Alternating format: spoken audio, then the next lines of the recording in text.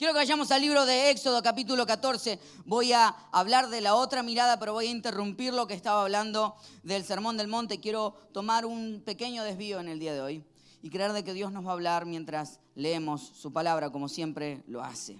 Vamos a ir al capítulo 14 de Éxodo, versículo 10. Dice, el faraón iba acercándose. ¿Qué iba haciendo el faraón? Cuando los israelitas se fijaron y vieron a los egipcios pisándoles los talones, sintieron mucho miedo y clamaron al Señor. Entonces le reclamaron a Moisés, ¿acaso no había sepulcros en Egipto que nos sacaste de allá para morir en el desierto? ¿Qué has hecho con nosotros?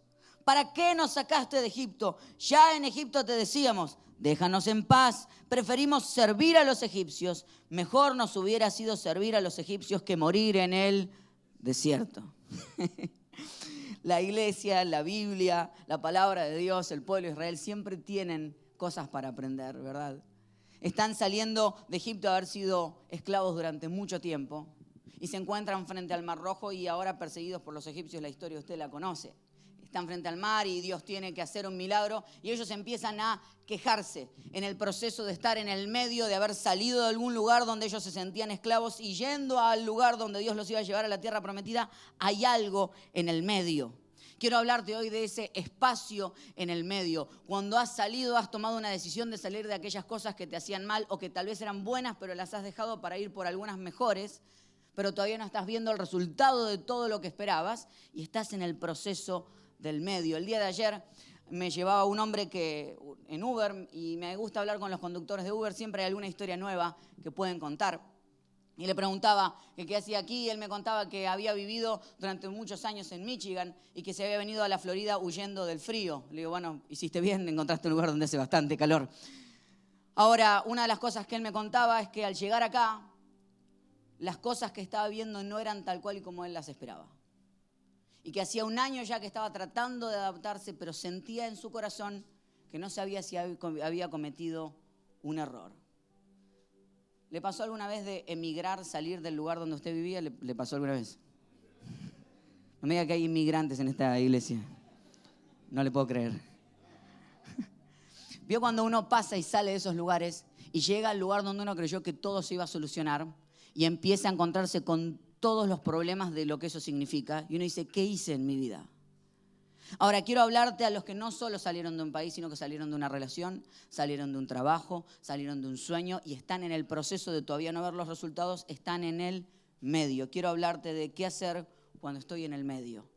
4 claves de qué hacer cuando estás en el medio. De haber salido de aquello que no querías estar ya más, pero todavía no estás viviendo aquellas cosas que Dios quiere hacer en tu vida. Todavía no estás viendo qué hago en ese proceso de esperar. Oramos juntos. Señor, te damos gracias porque podemos venir a tu casa, porque podemos escuchar tu palabra. Te pido que nos desafíes en el día de hoy, que nos hagas sentir cómodos y tranquilos en que tú estás trabajando, pero por sobre todo también de que enciendas en nosotros la pasión de seguir avanzando. Oro por aquellos que hoy están pasando tiempo difícil y que esta palabra es la respuesta que tú tenías para sus corazones. Te pido también por aquellos que hoy están por primera vez, que les hagas sentir súper cómodos, que les hagas saber de que tú estás obrando en sus vidas y que tú les amas.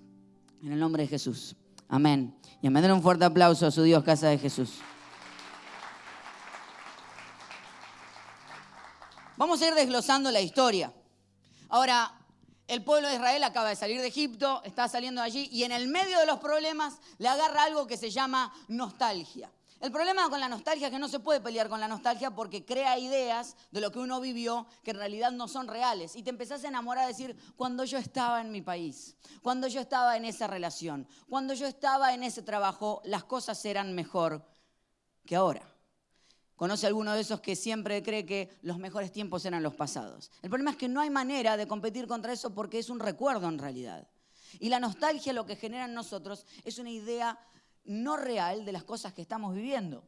Por ejemplo, tú y yo tenemos seguramente alguna golosina que comíamos en nuestro país natal cuando éramos pequeños. Y cuando uno va a comprarlas aquí en Estados Unidos, ¿qué tal está el precio? ¿Verdad? Son como mucho más caras. No cuestan lo que costaban cuando ibas a la tiendita y decías, deme 2 de ese. Y uno decía, eran baratos. ¿Por qué? Porque hablaba con un amigo que trabaja en la importación de golosinas. Y él me dice, ¿sabes lo que pasa? Es que yo no vendo golosinas. Y digo, ¿qué es lo que vendes? Me dice, yo vendo nostalgia. Y a la nostalgia uno le pone el precio que quiere. Porque la nostalgia te hace pagar caro. Y lo peor es que no solamente pagas tú caro, sino que pagan caro todos. Ese es el problema de cuando vivimos de las nostalgias. Y lo peor es que las nostalgias nos hacen creer que las cosas son demasiado ricas. ¿Te pasó que había una golosina que cuando eras pequeño comías, la compras acá y se la haces probar a un amigo que nunca la había probado y decís, no sabes lo que es esta golosina? La persona te dice, ¿esto? Claro, dice, uno cree que es delicioso, no es que es delicioso. El problema es que uno está sumando el sabor a la experiencia. La expectativa de lo que viví está sumado en ese sabor. Y eso me hace creer que tiene mucho mayor sabor, pero la realidad es que no. El pueblo de Israel está viviendo exactamente eso. Empieza a hablar con Moisés y le dice, ¿por qué no volvemos a Egipto, donde éramos esclavos? Lo pasábamos tan bien ahí. Nos latigueaban un poquito cada tanto. Sí, nos tiraban un poco de látigo, pero la pasábamos bien. O sea, estamos claros de lo que está hablando el pueblo de Israel, está queriendo volver. Ahora, en ese proceso, cuando la nostalgia te está ganando, ¿qué es lo que tienes que hacer? Quiero darte 4 cosas. ¿Cuántas cosas vamos a hablar? La primera está en el versículo 13.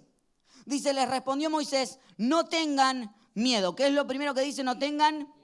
Lo primero que habla y ataca, porque cuando uno sale de los lugares donde uno se sintió cómodo, donde uno tenía confort y todavía no ha llegado, es empezar a sentir miedo. Y está bien. Es normal pasar por los procesos donde uno se siente temeroso de lo que está viviendo. Pero hay una realidad que tiene que ver con el miedo, no de lo que pasó antes, sino de lo que va a venir, que es el teléfono. ¿Es para mí el llamado? No, ¿no? Que tiene que ver con las cosas que van a venir. Hay un miedo sano y puro que necesitas tener, que es el miedo a la expectativa que viene por delante. Hay un miedo celestial, una energía que tiene que ver con cuándo voy a hacer algo nuevo. ¿Cuánto hace que no pruebas vivir cosas nuevas en tu vida?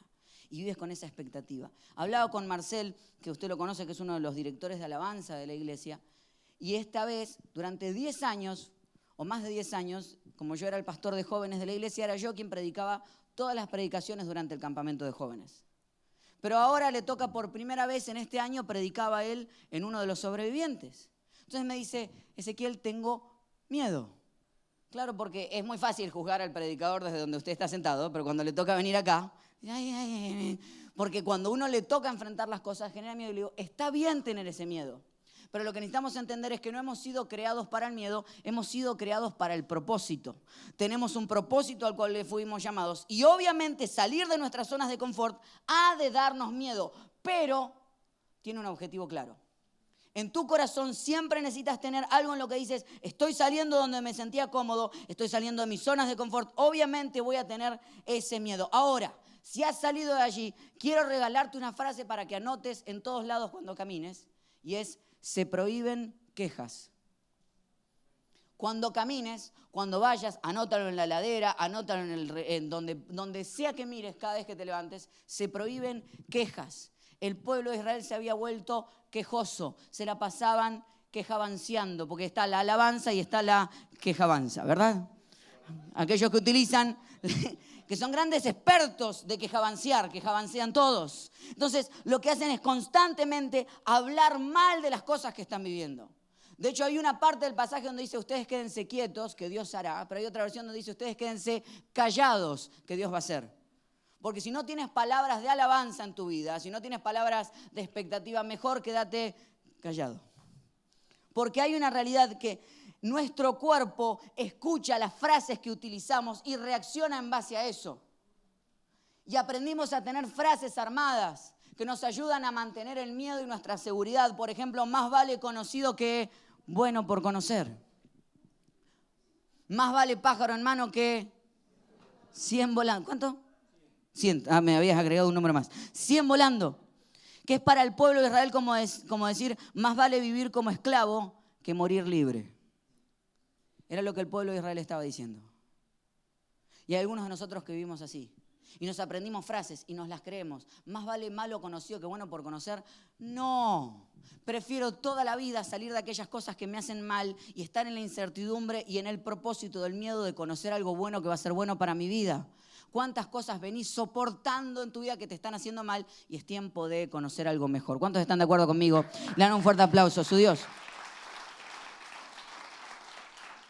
Por eso es importante entender cuáles son las palabras que mi cuerpo escucha. Hay personas aquí que necesitan dejar de escucharse, dejar de escuchar su cuerpo y necesitan empezar a hablarse a sí mismos. Necesitan empezar a hablarle a sus propios cuerpos. Si yo me evalúo hoy, puedo decir estoy cansado, pero yo no voy a decirme no voy a escuchar estoy cansado. Voy a decir tengo un propósito, los jóvenes de esta iglesia tienen un propósito y yo no voy a dejar que eso avance sobre mi vida. Pero la pregunta es qué cosas tú estás declarando sobre tu vida constantemente. Por eso es importante que no llegues tarde a la iglesia. Porque la primera parte que dedicamos es a la alabanza y a la oración, que son los momentos donde cantamos. Y sabes que cuando cantas lo que estás haciendo es declarando cosas en tu vida que tal vez no estás viviendo, pero las empiezas a experimentar. Porque tal vez estás en un tiempo de derrota, pero estás cantando en derrota no estaré. Te fuerzas a que tu cuerpo escuche palabras de bendición sobre ti. Por eso es importantísimo que no lo dejes de lado, que digas, este es el momento donde yo vengo a avanzar en mi vida. Entonces lo primero es no tengas miedo. ¿Cuál es lo primero? Necesitamos tener un miedo, pero con propósito. Ahora lo segundo es versículo 13, seguimos leyendo. No tengan miedo, les respondió Moisés, mantengan sus posiciones, que hoy mismo serán testigos de la salvación que el Señor realizará en favor de ustedes. A esos egipcios que hoy ven, jamás volverán a verlos. Ustedes quédense quietos, que el Señor presentará batalla por ustedes, o en otra versión, ustedes quédense callados, que el Señor presentará batalla por ustedes. Claro, la segunda parte es, saliste del lugar y empezás a vivir incomodidades y lo que primero te sale es querer volver. Pero lo que dice Dios es, mantente firme. El segundo punto es, mantente firme. ¿Cuál es el segundo? Ese es el problema.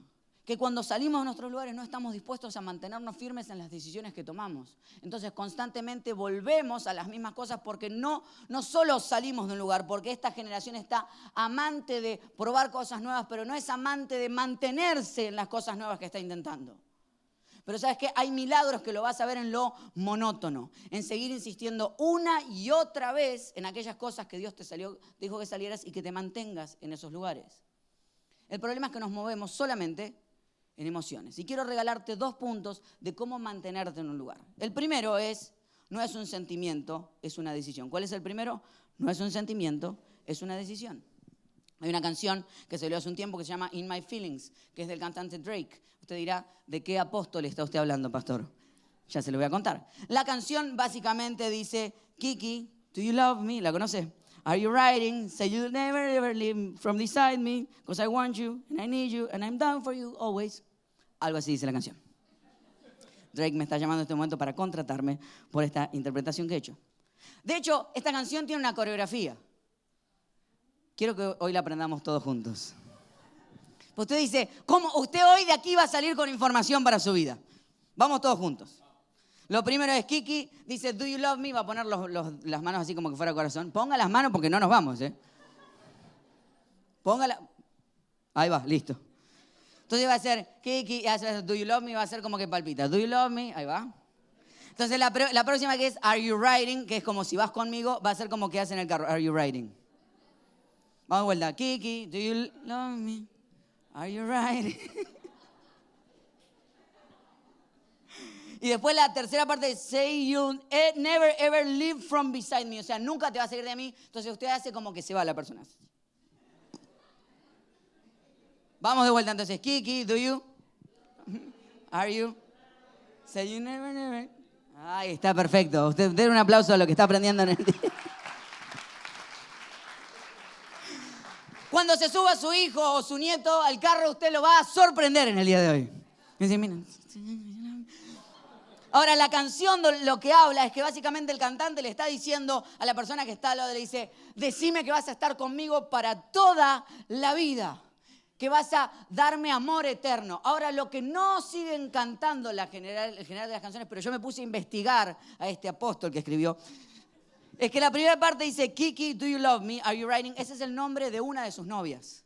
Pero la segunda parte dice, KV, do you love me? Ese es un nombre distinto, no sé si se dio cuenta. Y después dice Risha, do you love me? O sea, 3 nombres. Y después dice JT, o sea, él pide amor eterno a 4 mujeres distintas. Porque así vive nuestra sociedad, pidiendo amor eterno de los demás, pero no está dispuesto a mantenerse firme en las decisiones que tomó sobre su vida, sino que sus emociones hacen que estén solamente de su lado. De hecho, usted lo debe haber visto, se hizo en In My Feelings Challenge, que es cuando las personas se bajan del carro mientras el carro está en movimiento y hacen el kick y por favor, no lo hagas, le pido por favor. Ahora quiero desafiarlo a algo distinto.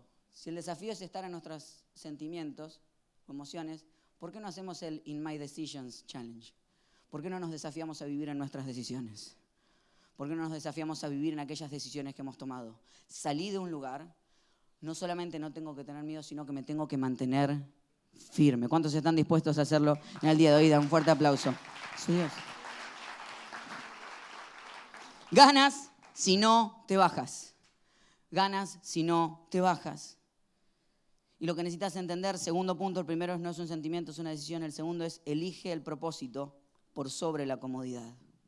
Es que nos encantan las cosas cómodas.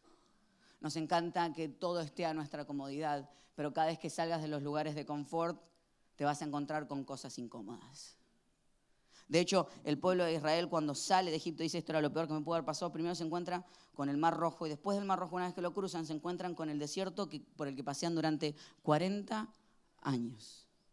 Algunos teólogos hablan de que fue Dios el que sacó al pueblo de Israel de Egipto, pero fue el desierto que sacó a Egipto del pueblo de Israel.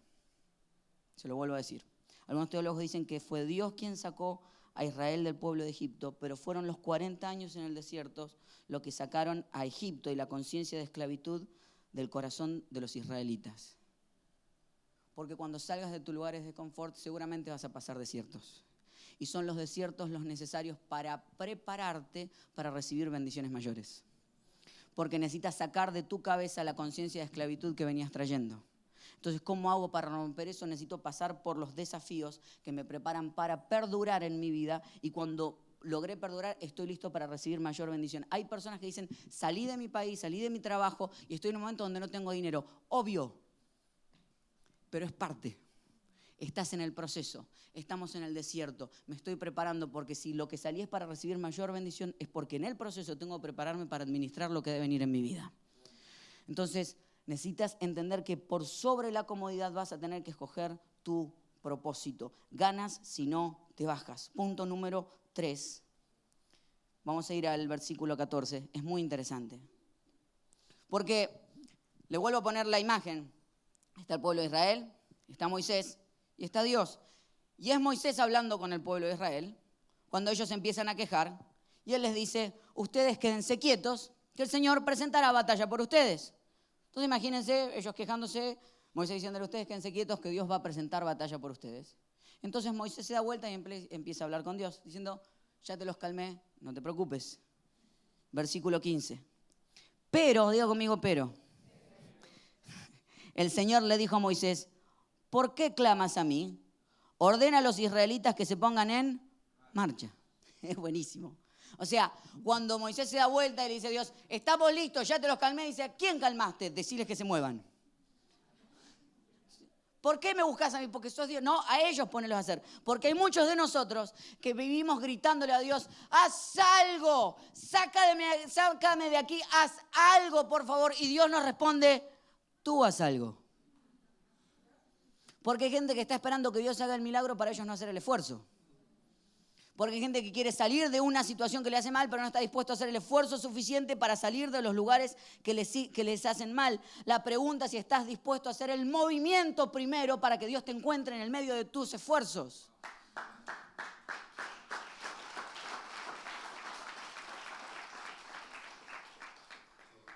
Hace un tiempo atrás, en una búsqueda de ahorrar un poco de energía y electricidad, ponernos ecológicos en la iglesia, instalamos en el baño un sensor de movimiento, que cuando usted entraba, la luz se prendía porque usted se estaba moviendo. Lo que no nos dimos cuenta era que el sensor de movimiento tenía un tiempo, entonces las personas entraban al baño, y cuando uno entraba al baño, se estaba moviendo, había luz, y de repente uno, no sé si sabía, pero a veces uno en el baño se sienta. ¿Sabe de qué momento estoy hablando? Sí, alguna vez se ha sentado, perfecto. Algunos llevan el teléfono, el diario, la revista, lo que quiera. El problema es que en general cuando uno se sienta no está en movimiento, por lo cual era muy seguido que uno se sentaba a hacer lo que tuviera que hacer y mientras estaba, se te apagaba la luz. Entonces tenías que empezar en el medio de la oscuridad, ¿viste? O sea, tratar de mover los brazos de alguna manera para, para que se encendieran las luces. De hecho, somos una iglesia que cree tanto en la alabanza que forzábamos a la gente a mantener las manos levantadas mientras iba al baño todavía. ¿Sabe que yo creo que Dios tiene un sensor de movimiento? Y es activado por tu movimiento. Cuando tú te empiezas a mover, Dios empieza a moverse. Entonces hay personas que están demasiado quietos, demasiado cómodos. Dios está preguntándote cuándo tú vas a hacer algo. La pregunta es, ¿qué haces mientras Dios está contestando? Cuando tú haces una pregunta, en el momento ese de silencio, ¿qué es lo que tú haces? En el iPhone, si usted tiene mensajes de texto y manda mensajes de texto, hay algo que pasa cuando uno manda un mensaje de texto y la otra persona comienza a contestar, que es que aparecen 3 puntitos suspensivos, que es esa imagen que está ahí. ¿La ha visto alguna vez? Que uno está contestando y uno hace una pregunta tal vez importante y la persona como que aparecen los puntitos y de repente desaparecen. Y dice, ¿qué pasó? Se ofendió, ¿qué le dije? Y de repente aparecen los 3 puntitos de vuelta y dice, ay Dios, ¿qué va a contestar? Y ya desaparecen. Es decir, ¿qué está haciendo? Está con otra. Entonces, la pregunta es, y tal vez te pasó que por ahí no estás contestando, pero la otra persona no está contestando y tú empiezas a decir cosas mientras el otro no contesta. Decir, ¿qué pasó? ¿Te ofendí? ¿Qué? Y en general la conversación final cambia por lo que tú dices mientras la otra persona está contestando.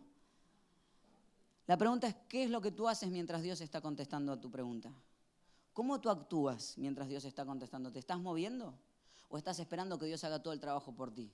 Porque Dios lo que está esperando mientras tú ves los 3 puntitos de la respuesta de Dios es que tú empieces a moverte, que empieces a tomar decisiones, que empieces a dejar de decir, estoy orando, está bien que ores. Pero hay veces que necesitas dejar de orar y empezar a hacer. Es decir, Dios haz algo y Dios te mira a los ojos y te dice, tú haz algo. Porque el milagro real es que tú empieces a moverte y a salir de los lugares donde tú estás. Entonces el tercer punto es ponte en marcha. Di conmigo, ponte en marcha. O básicamente haz lo posible. Quiero invitar a que la banda pueda subir en este momento. Es a veces entender que Dios tiene algo para nosotros. Ahora, sigue avanzando el pasaje y tal vez la parte más interesante llega aquí.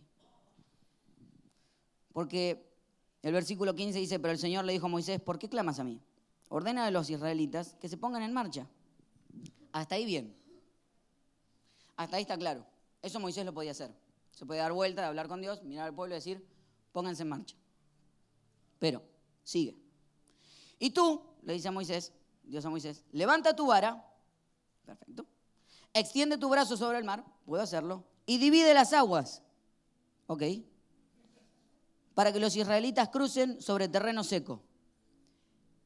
¿Quién tenía que dividir las aguas? Dios, supuestamente. Y Dios le dice a Moisés, ahora dividí las aguas. Imagínense la imagen, ¿no? Ponerse delante del mar y decirle, tranquilo pueblo, voy a dividir las aguas. ¡Ábrase! Y el agua así. Porque el cuarto punto de qué hacer cuando estoy en el medio es que tienes que tratar hasta lo imposible. Dios habla con Moisés y le dice, vas a tener que probar aún las cosas que parecen imposibles. Y le pide Dios a Moisés que utilice todo lo que tiene en su mano para hacer hasta lo que no puede. Esa es la idea, que Dios te encuentra en el proceso de tu esfuerzo, que Dios te encuentra en el proceso de tu movimiento, que los milagros suceden cuando tú estás empezando a moverte y aún no tienes miedo de pasar el ridículo, porque Moisés podía pasar alto, gran ridículo, al ponerse delante del agua y decir, ¡ábrase! Y hacía el agua. Pero tienes que estar dispuesto a pasar el ridículo y es la única manera de vivir la vida que Dios nos llamó a vivir. Aún tener y perderle el miedo a pasar el ridículo. Aún pasar el miedo de que te pueda ir mal y que si fracasas, ¿qué pasa? Sigo intentando. Pero que Dios sepa que ha encontrado en ti a alguien que está tan loco como para probar aún antes de ver todavía las reacciones suceder. Alguien que está tan dispuesto a crear a un mundo que está moviéndose hacia adelante. No traigas tus excusas, porque el propósito rompe las excusas. Pon el propósito por sobre tus excusas. Sí, es cierto, puedes morir en el proceso del desierto. Pero si me preguntan, yo prefiero 1000 veces morir en el proceso del desierto buscando mi libertad que haber vivido toda mi vida como un esclavo en Egipto y haberme quejado todo el tiempo. Prefiero creer en el Dios que tengo y que Él sepa que yo estoy dispuesto a moverme adelante aún que tenga un mar rojo por delante mío. Yo creo fervientemente en lo que escribió alguna vez Antonio Machado, dijo: caminante, son tus huellas el camino y nada más. Caminante, no hay camino, se hace camino al andar. Y al andar se hace el camino, y al volver a la vista atrás se ve la senda que nunca se ha de volver a pisar. Caminante, no hay camino sino estelas en la mar. Yo creo que fue y nació en el corazón de Dios esa canción, porque era el pueblo de Israel, caminando por donde nunca antes nadie había caminado. No hay instrucciones. Dios, ¿cuáles son las instrucciones de lo que debo hacer para abrir lo imposible? Levanta la mano y divide las aguas. Así funciona. Pero ¿sabes qué? Hay algunos aquí que hemos insultado a Dios viviendo vidas demasiado seguras. Y la palabra dice que no hay manera de acercarnos a Él si no es con fe. Es imposible agradar a Dios. Sin fe es imposible agradar a Dios. Hay gente que vive demasiado seguro.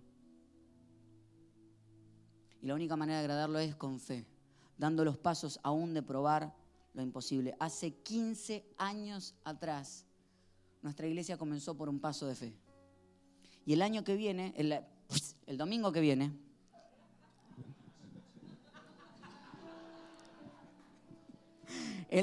viene, vamos a celebrar 15 años juntos. Yo le puedo asegurar que más de una vez nos sentimos en el medio, sintiendo que habíamos cometido grave error al venir. Porque nos habían dicho que acá no se podía ni hacer ni fundar una iglesia que subsistiera. Lleva 15 años teniendo vida y está en su mejor momento. Pero a la distancia no se veía. Estábamos en el medio, porque cuando estás en el medio del mar y cuando estás viendo el desierto no ves nada alrededor, pero tienes que creer que puedes dividir las aguas, caminar por a través del desierto, y que todo lo que el desierto haga te va a preparar para entrar a la tierra prometida que Dios tiene para tu vida. Esa es la verdad de nuestro Dios. Aquellos que aman todos los detalles antes del viaje, quiero contarte que no los hay. Salimos sin destino alguno. El destino lo conocemos en el proceso y bueno, algunas cosas iremos aprendiendo. Lo que tenemos claros es que ya no queremos quedarnos en Egipto nunca más. Que no importa qué tan cómodo sea. Porque la esclavitud es igual a la comodidad.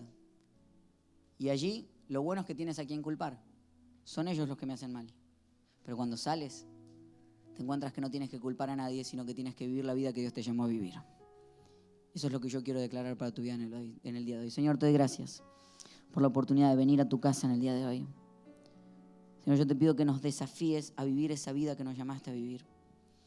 Señor, que lo que hoy hablamos, en realidad lo que instala en nosotros es la decisión de que si están mis hermanos y amigos en el medio, que han salido de cosas que les hacían mal, o tal vez no eran cosas que les hacían mal, pero no eran todo lo que ellos estaban llamados a vivir.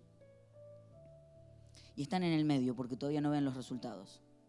Yo te pido, Señor, que allí les llenes de valor, les ayudes a mantenerse firmes y que nos actives a hacer las cosas que necesitamos hacer. Te pido, mi Dios, que instales en nosotros un corazón creativo de aquellos que escriben nuevos caminos y que cuando miran atrás lo único que vemos es la senda que nunca más hemos de volver a pisar. Señor, yo te pido que nos llames a vivir una vida de lo imposible, de probar hasta lo imposible. Señor, oro por aquellos que hoy están teniendo miedo, para que les hagas soltar el miedo y abrazarte a ti como nunca antes. Te doy gracias, Señor, en el nombre de Jesús. Amén. Y a mandarle un fuerte aplauso a su Dios, Casa de Jesús.